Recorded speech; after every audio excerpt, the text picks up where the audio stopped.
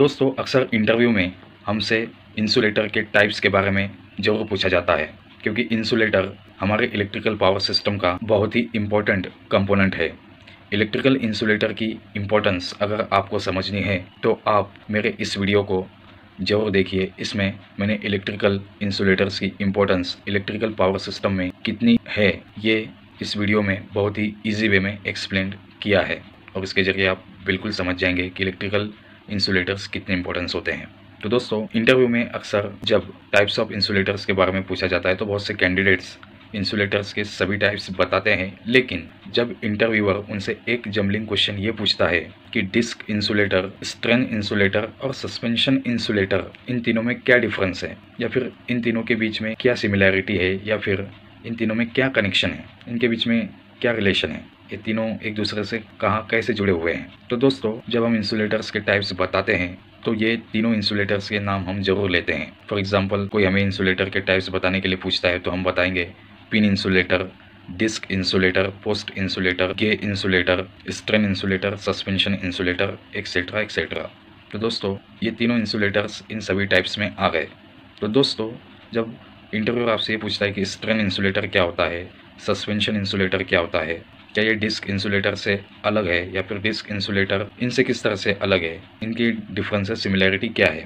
तो दोस्तों, जो डिस्क इंसुलेटर है, जो सोलो डिस्क इंसुलेटर है, या जो एक सिंगल डिस्क इंसुलेटर है, वो यूज़ होता है फॉर 11 kV वोल्टेज रेंज। एक सिंगल डिस्क इंसुलेटर सस्टेन कर सकता है 11 kV इतना वोल्टेज। लेकिन जो स्ट्रेन इंसुलेटर की हम बात करते हैं, तो स्ट्रेन इंसुलेटर जो है वो डिस्क इंसुलेटर्स के थ्रू ही बनाया जाता है। डिस्क इंसुलेटर्स को जब सीरीज़ में कनेक्ट करते हैं, नंबर ऑफ डिस्क इंसुलेटर्स जब सीरीज़ में कनेक्ट होते हैं और उन्हें टावर्स पे या पोल्स पे हॉरिजॉन्टली कनेक्ट किया जाता है कंडक्टर्स को सपोर्ट करने के लिए एट अ पर्टिकुलर लोकेशन और प्लेस ऑन द पोल, तो उसे कहा जाता है स्ट्रेन इंसुलेटर। क्योंकि स्ट्रेन का हिंदी मीनिंग, या आप इजी लैंग्वेज में मीनिंग देखेंगे तो स्ट्रेन का मतलब होता है खिंचाव, खींच कर रखना, पकड़ कर रखना। टावर्स पे, अगर ट्रांसमिशन टावर्स पे आप देखेंगे तो आपको स्प्रिंग दिखाई देंगी इंसुलेटर्स की।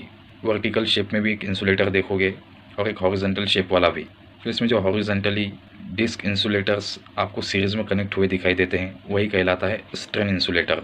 ये कहीं टावर डेड एंड पर है, या फिर कहीं क्रॉसिंग से रिवर्स की, तो उन जगहों पर ये ट्रांसमिशन टावर्स पे कनेक्ट किया जाता है कंडक्टर्स को सपोर्ट करने के लिए। तो दोस्तों, इंटरव्यू में आप इसका आंसर इस तरह से दे सकते हो कि when number of disk insulators connected in series horizontally it is called as strain insulator। जब हम बहुत सारे डिस्क इंसुलेटर्स को सीरीज में कनेक्ट करते हैं हॉरिजॉन्टली, तो उसे स्ट्रेन इंसुलेटर कहा जाता है। स्ट्रेन इंसुलेटर जो है 66 kV से लेकर के आपका 765 kV तक या उसके बियॉन्ड यूज़ होते हैं।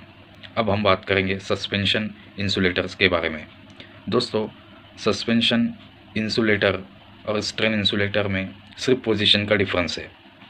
सस्पेंशन इंसुलेटर भी स्ट्रेन इंसुलेटर की तरह ही नंबर ऑफ डिस्क इंसुलेटर्स को सीरीज़ में कनेक्ट करके ही बनता है। बस फ़र्क इतना है कि सस्पेंशन इंसुलेटर जो है वो स्ट्रेन इंसुलेटर की तरह हॉरिजॉन्टली नहीं होता है टावर पे, वो सस्पेंडेड होता है, लटका हुआ होता है, मतलब वर्टिकली होता है।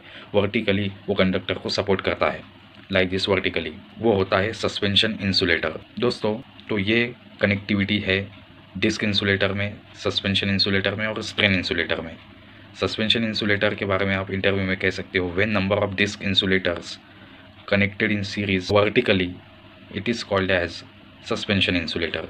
सस्पेंशन इंसुलेटर जो है वो भी 66 kV से लेकर के 765 kV या उसके बियॉन्ड या उसके अबव वोल्टेज लेवल्स के पावर सिस्टम में यूज़ होता है। तो दोस्तों, इस तरह इंटरव्यूअर को आप आंसर दे सकते हो। उम्मीद करता हूँ दोस्तों ये वीडियो आपको ज़रूर पसंद आया होगा और इस वीडियो के जरिए आपका नॉलेज ज़रूर इंक्रीज़ हुआ होगा। तो दोस्तों, मेरे इस यूट्यूब चैनल को सब्सक्राइब जरूर करें ताकि ऐसे ही इंटरेस्टिंग और नॉलेजफुल वीडियोस की नोटिफिकेशन आप तक पहुँच जाए सबसे पहले, और मेरे इस वीडियो को लाइक और सब्सक्राइब जरूर करें। तब तक के लिए अपना बहुत ख्याल रखिए। Good bye.